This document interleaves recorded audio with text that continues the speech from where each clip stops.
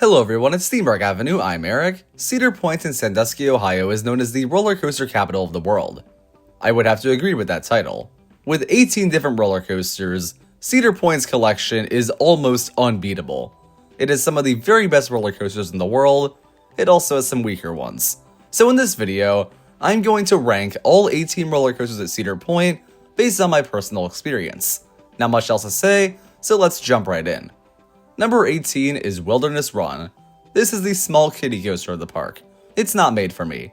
I enjoyed it back in the day, but it doesn't have any sort of speed to it. It's great for the kids, but it's just not made for my current demographic. Not much else to say. Number 17 is Woodstock Express. This is also a kiddie coaster, but it is taller, faster, and longer than Wilderness Run, so it appeals to me more. I also think there's a little more fun to be had with the train-shaped car and the bell at the front. It's just a very good kiddie coaster. Once again, as an adult thrill seeker, I don't ride it anymore, but it's good for what it is. Number 16 is Corkscrew. The first thrill coaster on the list, Corkscrew is not great. It has its moments. I think the airtime hill actually gets the job done. You do get thrown out of your seat quite a bit. And the vertical loop is certainly tolerable. However, the namesake corkscrews are quite painful. Definitely not my favorite roller coaster elements in general, and these particular ones really bang your head around. So Corkscrew is a pretty short and unremarkable ride, but most remarkable for its painful ending. That's kind of unfortunate. There is stuff I enjoy to the point where I don't think it's a terrible coaster. It might not even be bad per se, but as a whole, the experience is well below average for roller coasters, and certainly for Cedar Point's. Number 15 is Wild Mouse, the park's newest family coaster, and in my opinion the most tame. Despite being a spinning Wild Mouse roller coaster, I didn't experience a whole lot of spinning on my ride, which is definitely more accessible for a larger audience. Though I do personally prefer more spinning, and I think the older family coasters being a bit more rowdy is just a lot more fun. Granted, I don't dislike this ride. It is good for what it is, and its highlight is actually its presentation. In the new boardwalk area of the park, this ride looks great. It feels right at home there, and there's a small few theming elements and a very nice style as a whole, so the ride is fun to look at. Arguably more fun to look at than to ride. And I'm definitely never going on this one again because of just how difficult it is to get on. Not only is the wait always an hour long, but it kept breaking down for whatever reason. Definitely a one and done for me, but for the family audience, this could be one of the very best. Number 14 is Cedar Creek Mine Ride.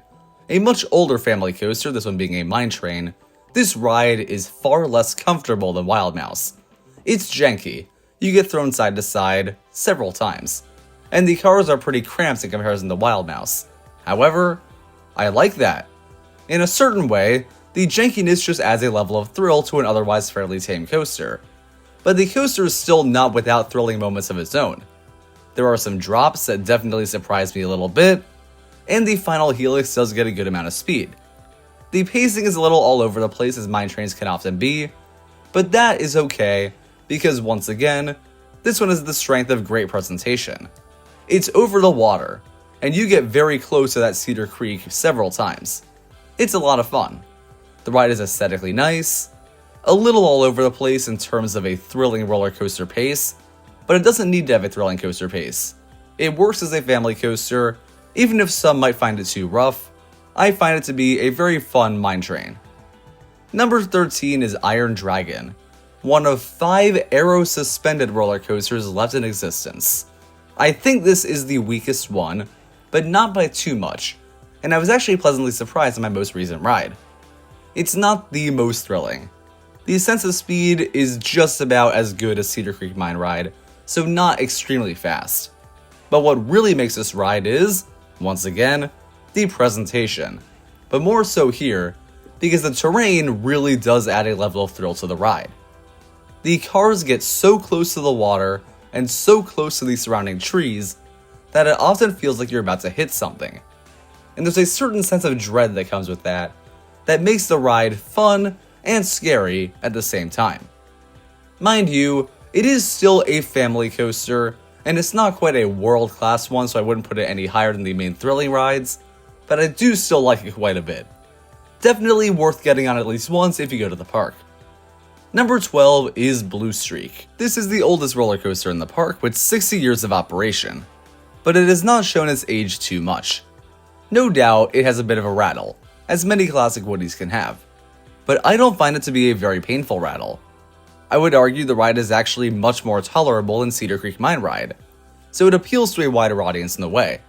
And if you're a thrill seeker, there is fun to be had here.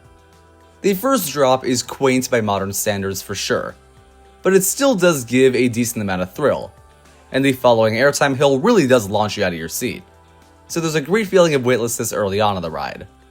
Otherwise, there's not too much to it.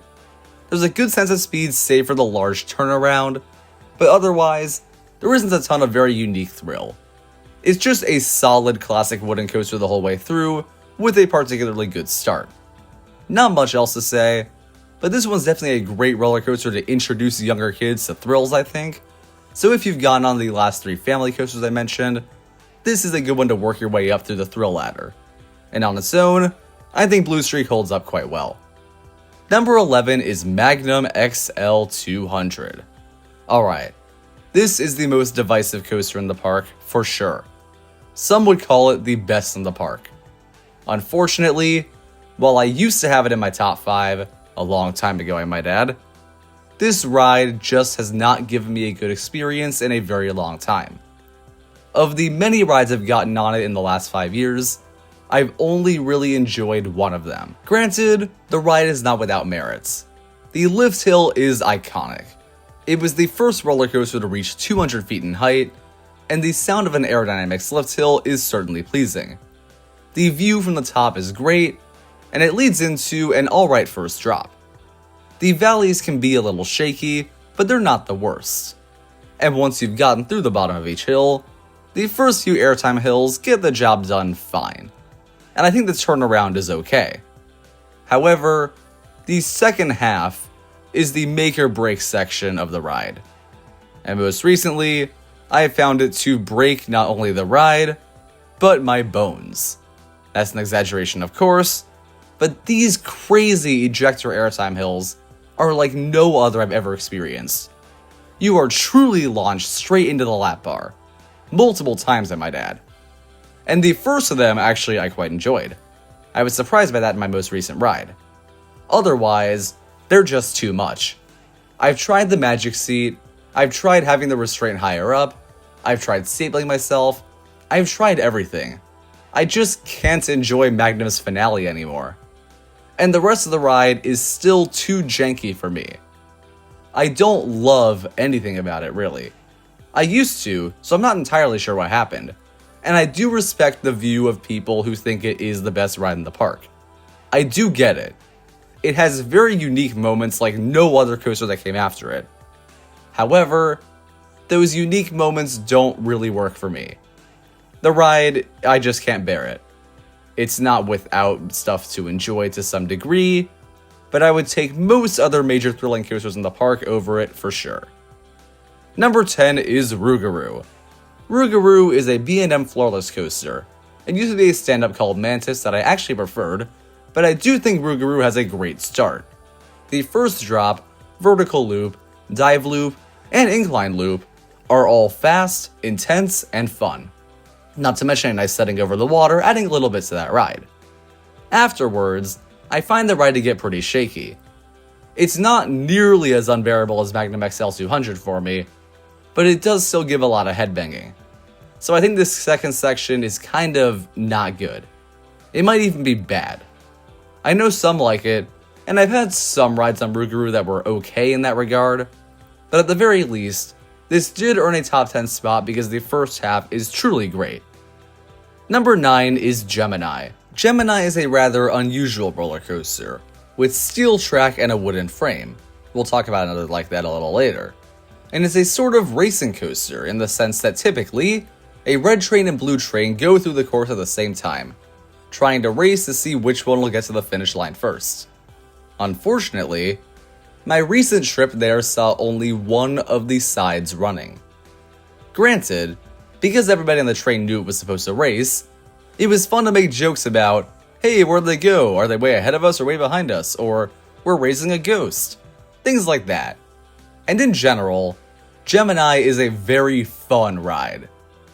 It's a weird one that has a bit of a sense of community, because when the cars are racing, I've certainly seen people high-fiving each other across the track, which you technically shouldn't do, but it was always still a lot of fun to see. And even when there wasn't racing, we were still all joking around. That's great. It's a very unique kind of fun for a roller coaster. In terms of the actual ride experience and thrills, this does deliver. The drops are shocking, and the airtime hills get the job done very well. This is more family-oriented than a lot of the coasters on the list, including Rougarou in fact, but I think it offers more than enough thrill to be suitable for anybody. The finale is also especially crazy. With a sharp bank turn into a helix, you pick up quite a bit of speed, and pass through the finish line. It's a very smart way to end a racing roller coaster. There isn't much else to say about Gemini. It's simply a very fun one. It doesn't have the same level of adrenaline as the top 8, but I do still like it quite a lot. Number 8 is valravn. Valravn has its haters for sure. B&M dive coasters are often considered kind of tame, and the restraints in this ride are considered painful. I have to disagree with that. I think the vest restraint is not only a pretty good one to avoid any possible headbanging, which you wouldn't get on this ride anyway, but I also think it's very easy to avoid feeling suffocated by it. Maybe that's just me, but I can just lean forward easily, and then I'm fine. In terms of being forceless, I cannot disagree more. Every element of valravn gets the job done extremely well. The first drop, wonderful. The Immelman inversion, definitely a great one. Grand in scale, sweeping in nature, and high speed. The other inversions, certainly fun. Not quite as memorable, but arguably more thrilling in a way. And the final airtime hill has always given me great floater airtime. I think others don't enjoy this moment, but I've definitely always considered it a great finale. The only issue I do have with the ride is the mid-course brake run. Perhaps necessary for capacity purposes, but it really does bring the ride to a screeching halt. And it is unfortunate, because the ride has a pretty good sense of speed going into it, and the second half certainly keeps that. It's just kind of a bit of a buzzkill moment. It doesn't ruin the ride, everything else is still excellent, but I do kind of wish the whole thing felt like one complete package, instead of two good roller coasters stitched together with a mid-course brake run. Otherwise, valravn is simply underrated. I like everything about it, always have, and very likely always will. Number 7 is Raptor. This is a B&M inverted roller coaster, and these inverts are awesome. They're typically very intense with whippy inversions, and Raptor is no exception. You have a vertical loop, 0G roll, cobra roll, all that. All of that is great. Raptor is certainly upper tier in general in my opinion as far as inverts go. It keeps intense, but frankly, its inversions are not among the very best of these inverts. What really makes Raptor stand out is the final helix. The rest of the ride is still pretty forceful, but this helix is insanely powerful and fast. It comes pretty close to making me gray out nearly every time, and that is quite a feat for a roller coaster. I have only grayed out once in my life on a coaster, so Raptor coming that close speaks volumes. Even if the rest of the ride is not as memorable as something like Banshee at Kings Island or Montu at Busch Gardens Tampa, Raptor's unique finale helps it stand above the rest of the pack in a certain way. It's not my favorite invert, but that great finale does help elevate this ride even over the excellent valravn. Number 6 is Siren's Curse, the new for 2025 tilt coaster. That tilting drop is no doubt the star of the show. It looks stunning from off-ride, and I'm sure many are quite scared of it. Personally, I'm not. I think this is actually the low light of the whole experience. It's not bad, but it doesn't really add any thrill that a standard drop wouldn't. I get that it's kind of slow, and you have to get locked in place, and maybe there's a feeling of something going wrong that you don't really get with other drops, but then again, if you want that, I think valravn provides a much better experience with a holding brake. That is a far more intimidating pre-drop in my opinion. Granted, the tilt does the job, it's something you need to look at the very least, and it leads into an excellent roller coaster. The onboard audio was such a surprise to me. I never could have anticipated the kind of music that was playing, and I won't even tell you it here because I want to keep it a surprise. In terms of the actual layout, this ride is awesome. It's very compact, meaning all of the turns are quite tight, and that leads to some excellent fast pacing. Right after you go down that first drop, you are flying through inversions, airtime hills, and turns. And you even go underneath some fun tunnels and over some water. The ride looks great, is wildly paced, and is elevated by the weird onboard audio. It's such a fun experience. There's not a single dull moment. It's pure fun. Like Gemini, but twice as fast. Maybe not technically twice as fast, but it sure feels that way. This ride gets the job done. And even if I don't think the tilt really adds that much to the experience on its own was already more than worthy of top 6. Number 5 is Gatekeeper. Gatekeeper remains one of the most underrated roller coasters I've ever done. It is simply a perfect experience. It's not like Siren's Curse. The elements are not very small or compact.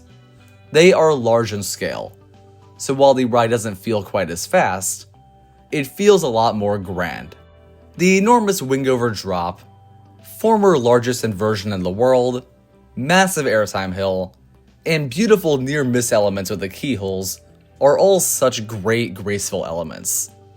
And while it may not feel like you're taking them too quickly, the ride still feels very fast and high adrenaline because of how open the cars are. This is a wing coaster, meaning your seat is held over the ground instead of the track itself. And your feet are dangling, and you have nothing but the over-the-shoulder vest restraint to keep you secure. It's a lot of fun. You feel the wind in your face, the ride has a surprising amount of force to it, and every element delivers exactly what it should in my opinion. The only potential weak point is the final helix. It doesn't really do all that much, but because of the open cars, you still get that great sense of speed. So even if the final element is not perfect, pretty much everything else is. Couple that with this being one of the most beautiful roller coasters I've ever seen, and you have a pretty hard experience to beat, with a balance of grace and intensity. Definitely worthy of the top 5. Number 4 is Maverick. The top 4 at Cedar Point is simply unrivaled. Maverick being 4th is a travesty. The ride is non-stop adrenaline while still having standout individual moments. That's an even harder balance to pull off than Gatekeeper's grace and intensity one. But for me, the highlight of Maverick comes in the middle of the ride. The first half is awesome. There's the launch up the hill, 95-degree drop, quick turns through the canyons, multiple inversions, and quick pops of airtime. And the second half has a very large intense turn over water, super wild sideways airtime moments, and some great conventional airtime to round it out. But in the middle of that is the tunnel launch. The tunnel launch is an interesting experience. You slow down. It might seem like the ride is over for some. Then you hear some train noises, and you see some flashing lights. And for a brief moment, nothing happens. Then, you violently launch out of the tunnel at 72 miles per hour. And you hit a super sharp left turn as you rise up and then go over the water as I mentioned.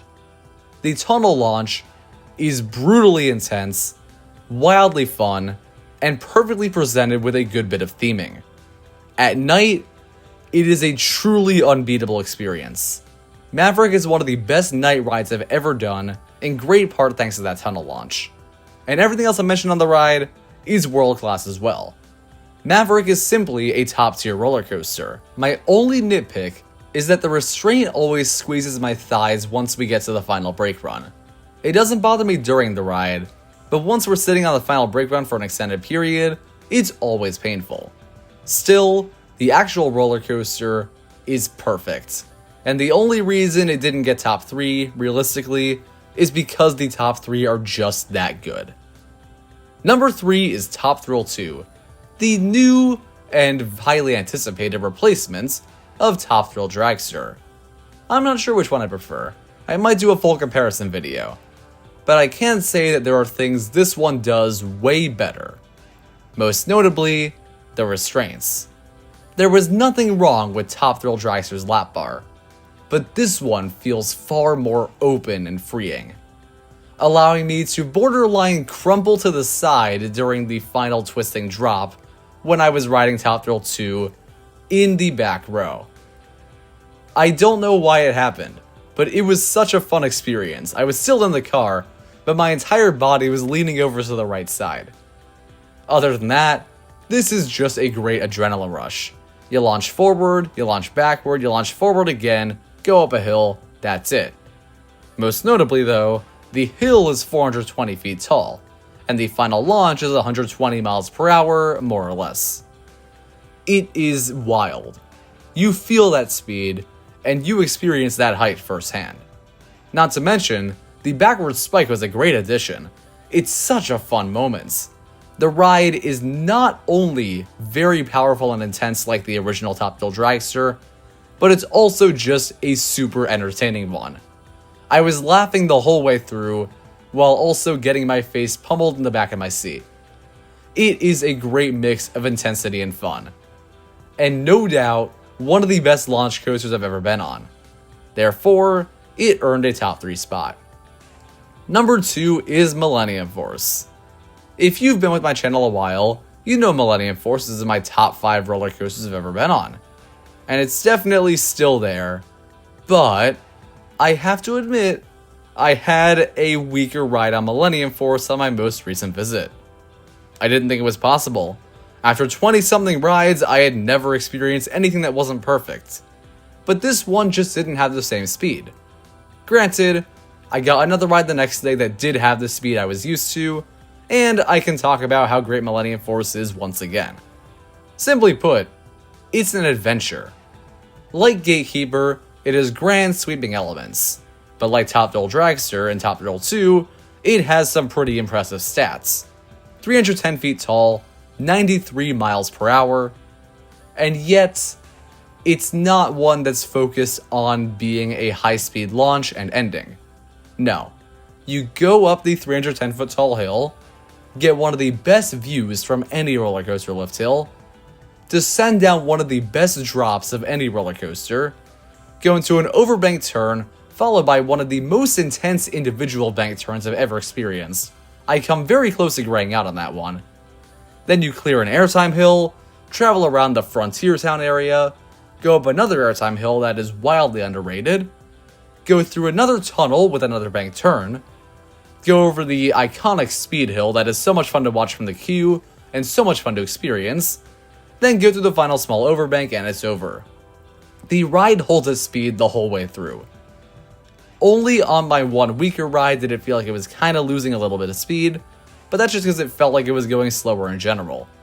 It wasn't like the pacing was getting worse over time, it just wasn't the fastest ride I'd gotten on Millennium Force. In general, you feel that 90 miles per hour the whole way through. You fly through the ride. You never slow to a crawl like on many other rides in the park. And moreover, the ride is just fun. Like Top Thrill 2 in a way, but so different because you travel around a pretty large section of the park. And it's like you're exploring Cedar Point while traveling at a high speed. There's nothing that can beat that for me. Well, there is one thing, but nonetheless, Millennium Force, while I might still have a little bit of bias, and it's sort of like Magnum XL 200 because the older rides are overriding a one bad experience for me, that one bad one out of 20 top tier rides couldn't quite knock Millennium Force out of second place for me. Maybe next year I'll change my mind, but for now, Millennium Force sits pretty at second place. Number 1 is Steel Vengeance. Steel Vengeance is my second favorite roller coaster I've ever been on. It is, first of all, an airtime machine. I have talked about airtime a little bit. Things like Millennium Force, Maverick, and Siren's Curse certainly provide, but none come remotely close to what Steel Vengeance offers. The first drop, the towering airtime hill, the wild outer bank curve that might be the best moment of airtime, maybe the best moment period of any roller coaster, is just the beginning. There are so many hills, with the finale of the ride being 5 wild airtime moments that completely throw you out of your seat, but in a much more comfortable way than Magnum, so I do still love the ride, even at its rowdiest. And its rowdiest is at night. This ride feels like it's 10 minutes long at night. It's like a non-stop barrage of airtime hills, but they're still paced very well. There's some spacing in between with inversions and other moments, the way you weave through this large wooden structure, ending up with some pretty tight turns like on Siren's Curse or Maverick, makes the experience so interesting. It begins with the grand sweeping elements like Millennium Force, and then just becomes super wild and fast. And that means the ride never gets boring. Other rides might lose their speed halfway through, or not have a whole lot on offer at first, or just stay consistently good. A lot of the rides at the park are consistently good in a way. Steel Vengeance is consistently perfect. And even if it is my second favorite coaster I've done, not quite number 1, that's still a pretty high bar. And because of how long the ride is, Steel Vengeance feels twice the duration of any other on the list. Therefore, it kind of is twice as good as any other. Not to say the other rides aren't still fantastic, but Steel Vengeance for me was a clear-cut number 1. I can understand why anyone would put any other coaster at the top of the list. But personally, Steel Vengeance is definitely my favorite roller coaster at Cedar Point. Thank you for watching. I hope you enjoyed this video. Please comment down below your thoughts on Cedar Point coasters and any questions you may have. Subscribe for more theme park videos. I'll see you next time.